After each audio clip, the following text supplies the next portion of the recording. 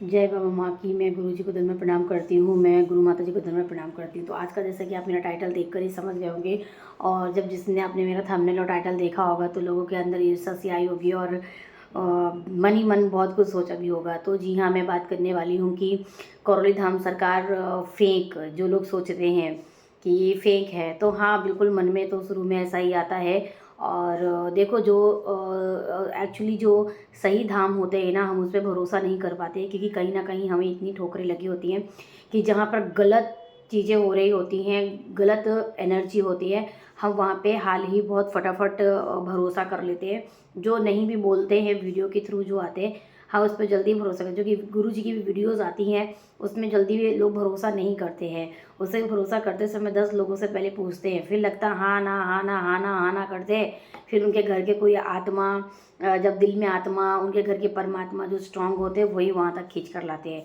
और जो भी सबसे पहले आप कदम रखते हैं, तो क्योंकि आप लोग के साथ इतने धोखे हुए होते हैं ना, इतने झाड़ फूक वाले आप लोग को लूट लिए होते हैं, तो जल्दी जब ये धाम भी आते हैं तो देखो प्रोसेस अच्छी है, लंबी है, तो हम सहन नहीं कर पाते हैं। और इन सब चीज़ों की जो व्यवस्था है वो देख कर हम डर लगे, क्योंकि झाड़ फूक वाले क्या होते हैं, लाइन लगी रहती है, आए बैठे सिर पे हाथ रखे, झाड़ा वाड़ा किए, हम फटाफट निकल गए, फिर इंतज़ार करते हैं ठीक होंगे कि नहीं। अब करौली सरकार धाम में क्या है भाई, आज आपको समझना पड़ता है, पूछना पड़ता है, 1.5 लाख रुपए लगते हैं, 4 दिन रहेंगे, उसका खाना खर्चा आपका अलग से लगेगा।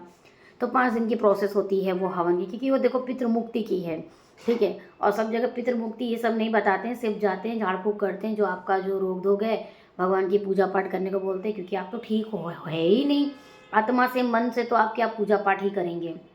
और जो वो बताते हैं, जो अला बला देते हैं, काली ताबीज, ये वो सब, तो वो आप कर हैंडल ही नहीं कर सकते, क्योंकि आप होश में ही नहीं हो। लेकिन सोचते हो चलो ठीक है। अब रह जाती है कि गुरुजी पर हम विश्वास क्यों करें, गुरुजी तो फेक हैं, क्योंकि सब जगह से फेक जगह से आप आए होते हैं, तो इस धाम का भरोसा नहीं कर पाते। देखो, जब इस धाम में भी आप आते हो ना, तो मन में बहुत बुरे बुरे थॉट चल रहे होते हैं। एक तो हमारे आत्मा में, सब जगह दिल दिमाग में गलत तो भरा ही होता है और गलत एनर्जी रहती है। तो अच्छे धाम पर आते ही जल्दी भरोसा नहीं करते हैं। थोड़ा सा आते हैं, मिलते हैं, देखते हैं, बस फिर घर जाकर फिर हाँ ना हाँ ना हाँ ना करते हैं। क्योंकि एक तो देखो, लोग किस कोने से आते हैं ये तो मुझे भी नहीं पता है। फिर आते हैं, 4 दिन की व्यवस्था करना, 1-1 हज़ार रुपया रुकने का ले लो, फिर खाना खर्चा है, फिर जो 1.5 लाख की प्रोसेस है वो, यानी कि अराउंड ये सब लगता ही है जो नियम है।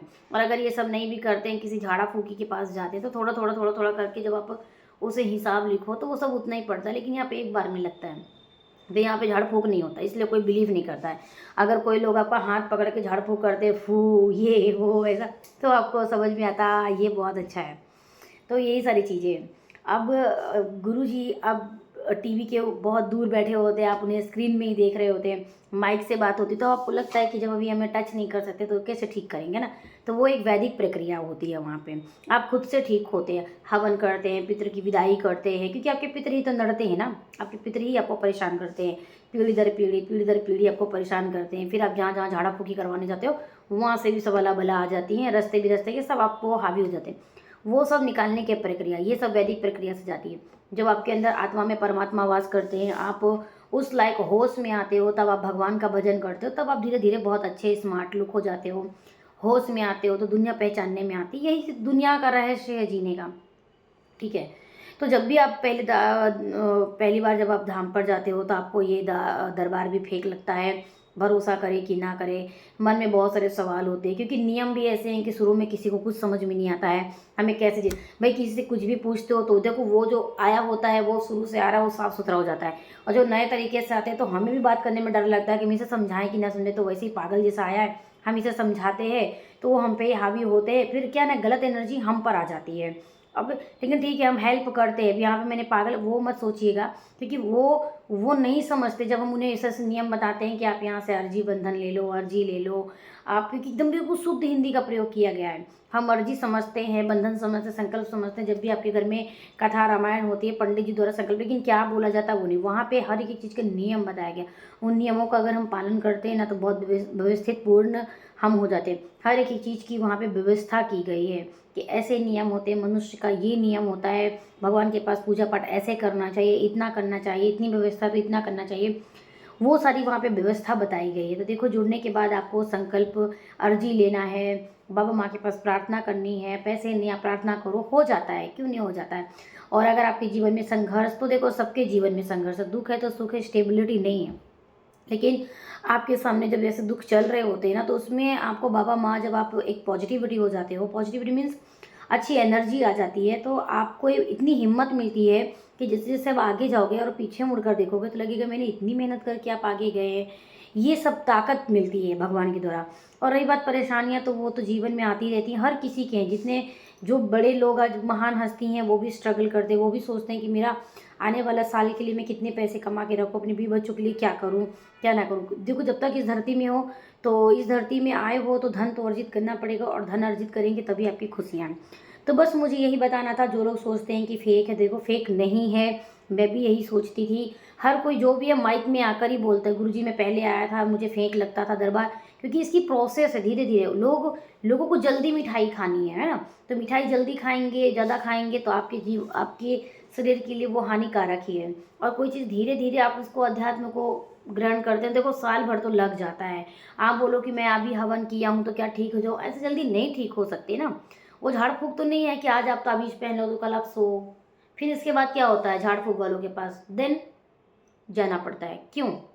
क्योंकि वो नियम नहीं बताते, वो अपने नियम से करिए, तरंग ब्रंग जो भी है, आपको ताबीज़ अबीज़ दे दिए, पहने, फिर कभी गए, फिर कभी गए, फिर कभी गए, बस ऐसे चलता रहता है।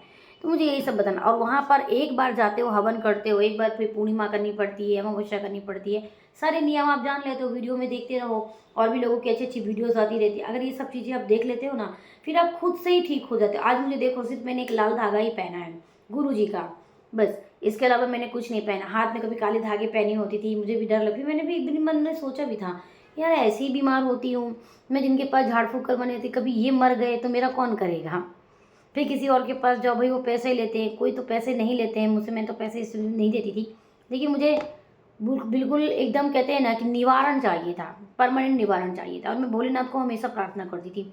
अभी मुझे कुछ भी नहीं होता। अगर मुझे लगता है कि मुझे नज़र लग गई है, क्या हो गया, तो गुरु जी ने बताया, 1 गिलास पानी में 2 चुटकी आप शक्कर डालो, 2 लौंग डालो, अपने ऊपर से 6 बार उतारो, 7वां उल्टा उतारो और गंदी नाली में फेंक दो। तो बस इतनी चीज़ों में मैं ठीक हो जाती। तो मुझे 1 साल से ऐसी कोई प्रॉब्लम नहीं है, मेरे मन में ऐसा कुछ है ही नहीं कि मुझे ये हुआ है कि वो हुआ है। मैं प्रॉपर, अगर मैं बीमार हो गई, दवा लेती हूँ, ठीक हो जाती हूँ, लगा कि ये दवा गर्म है, मतलब मुझे पता चलता है ये इसकी वजह से, ये इसकी वजह से है, ऐसे। और जो मुझे बीमारी है एलर्जी की, ठंडी चीज़ों से खाने पीने, वो परहेज कर लेती हूँ, हिम्मत मिलती है, जो मुझे काम करना है हर चीज़ की हिम्मत मिलती है। पीछे पलट कर देखती हूँ, मैंने इतनी इतनी मेहनत की, ऐसा होता है। तो बहुत हिम्मत मिलती, ताकत मिलती, कोई फेक दरबार नहीं है, आप बिलीव कर सकते हैं, बहुत ही प्यारा दरबार है। और जो सोचते हैं, जो बोलते हैं, प्लीज़ ये वीडियो ज़्यादा से ज़्यादा शेयर करो, लाइक करो, सब्सक्राइब करो। नेक्स्ट वीडियो में मैं आपके साथ फिर से मिलती हूँ, जब तक के लिए।